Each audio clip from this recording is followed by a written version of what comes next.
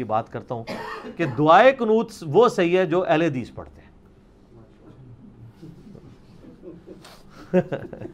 ساڑھے کو تو ہی کچھ ہے. کیوں؟ کیونکہ نام ہے وہابی، نام ہے بابی، میں ہوں مسلم علمی کتابی. کیوں؟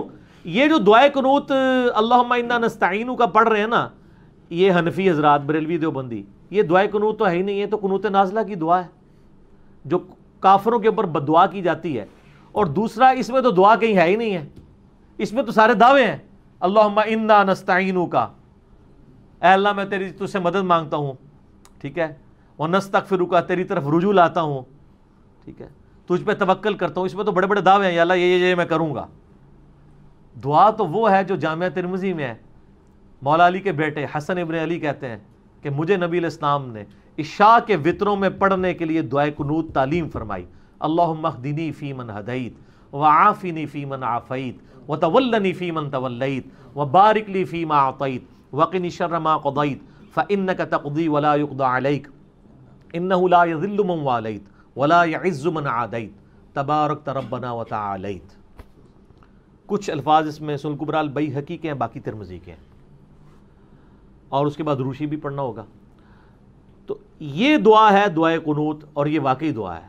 اللہم اہدنی فی من ہدیت، اے اللہ اپنی طرف سے ہدایت میں سے مجھے ہدایت عطا فرما.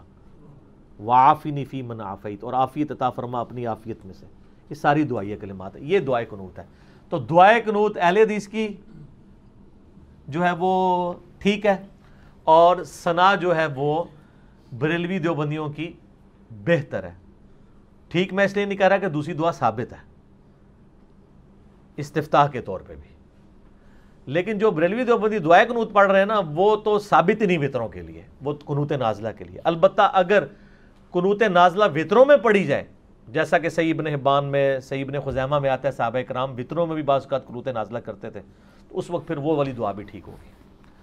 تو یعنی میں آپ کو وہ دونوں طرف والی بات بتا رہا ہوں. تو ثنا جو ہے سبحانک اللہم بحمدک وتبارک اسمک وتعالی جدک ولا الہ غیرک، اس کا حکم دیا ہے.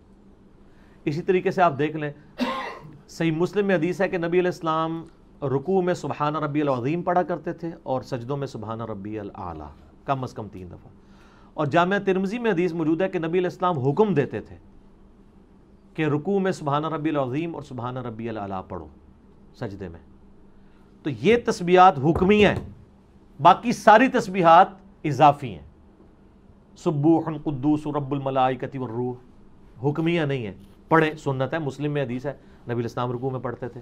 بخاری مسلم میں حدیث ہے کہ جب نبی علیہ السلام کی وفات کا وقت قریب آیا اور یہ سورت نازل ہوئی، اذا جاء نصر اللہ والفتح، اس میں آخر میں حکم کیا ہے کہ اللہ سے مغفرت مانگ. وَرَأَيْتَ النَّاسَ يَدْخُلُونَ فِي دِينِ اللَّهِ أَفْوَاجًا فَسَبِّحْ بِحَمْدِ رَبِّكَ وَاسْتَغْفِرْ، اپنے رب کی حمد کرو اور استغفار کرو. تو ام عائشہ کہتی ہیں، بخاری مسلم کے الفاظ ہیں، جب یہ نازل ہوئی تو آپ ہر رکوع اور سجدے میں ساتھ یہ بھی پڑھتے تھے، سبحانک اللہم ربنا وبحمدک اللہم اغفر لی.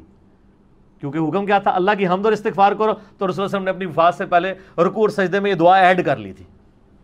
لیکن یہ ایڈیشنل دعا ہے، اوریجنل دعا وہی ہے سبحان ربی العظیم اور سبحان ربی الاعلیٰ.